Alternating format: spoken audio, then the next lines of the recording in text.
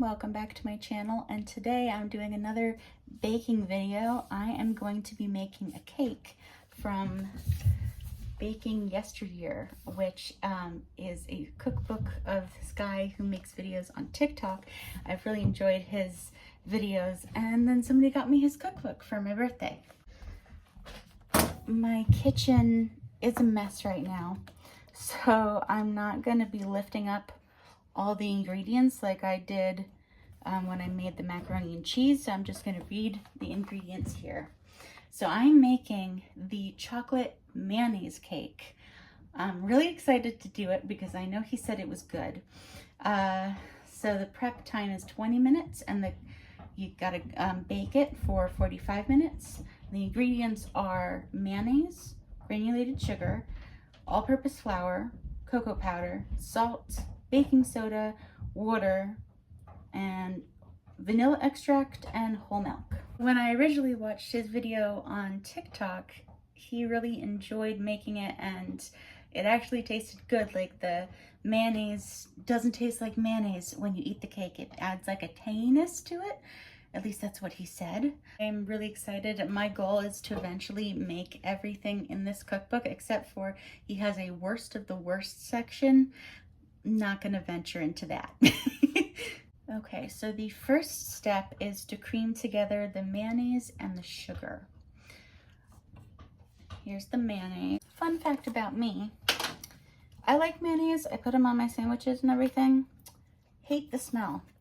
Absolutely hate it. So this is going to be a fun experiment.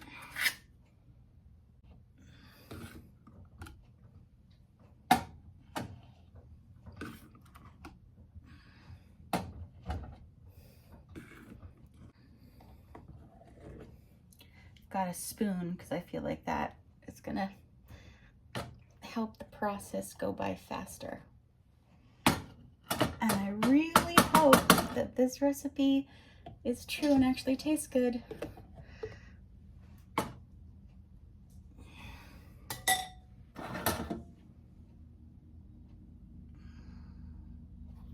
Okay, so it's messy, but this is about 1.5 cups of mayonnaise. The next step is 1.5 cups of sugar as well. I'm actually gonna eyeball the amount of sugar because I just know the mess of my cup measurement. So we're gonna do an eyeball with, and you've got to cream together the sugar and mayonnaise. Still doesn't smell great. Oh God, tasting great.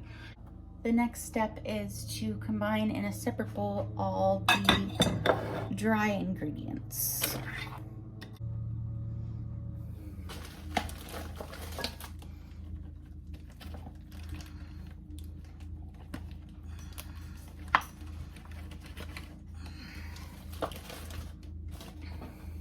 Three cups of flour is next.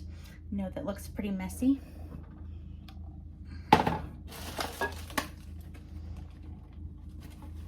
Ooh.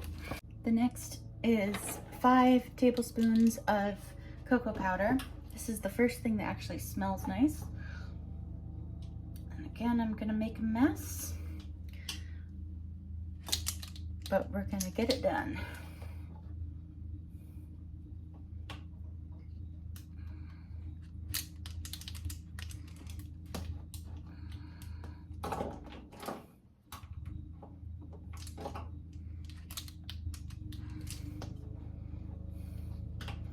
My stovetop is just insane right now. Don't lose count. Don't lose count. Let's see here. This is number 5. The next measurement is salt. This one I'm also going to eyeball. I'm not going to use measurement for it. So I'm just going to sprinkle in a little bit. I think that's enough. The next is 2 teaspoons baking soda. When you're baking and filming, be very aware of the placement because my phone nearly just landed in the mayonnaise and sugar combination.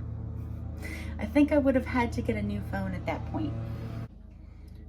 So 2 teaspoons baking soda. When I was at the market, I almost bought baking powder. That'll make a big difference when you're baking, so make sure you get the right ingredients. I've mixed the dry together and it looks like this. Next step is to combine the mayonnaise and sugar mixture and the water into the dry ingredients. You need about 1.5 cups of water. I'll start with the mayonnaise mixture. Oh, it smells so wrong.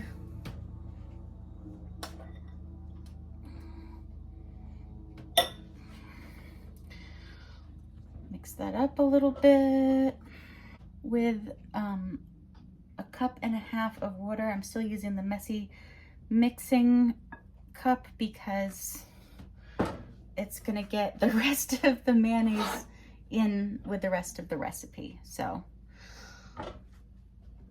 it's all stuff that's meant to be in there anyway.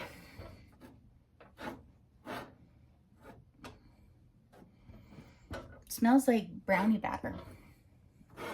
Something that the mayonnaise and sugar, it kind of looks like vanilla pudding, and I have to remind myself it's not vanilla pudding. Don't eat it. Don't put that spoon in your mouth. It is not gonna taste good.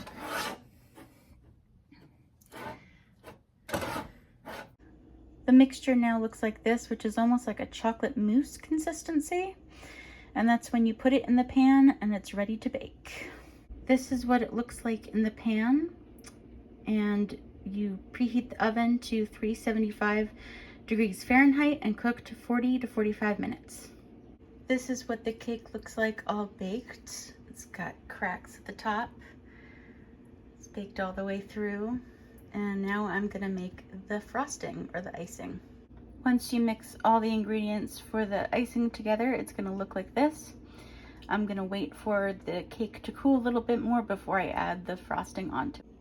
And this is what the final product looks like. I've already tasted some of the frosting. It is absolutely delicious. And I will have a piece of cake tonight when my roommate gets home.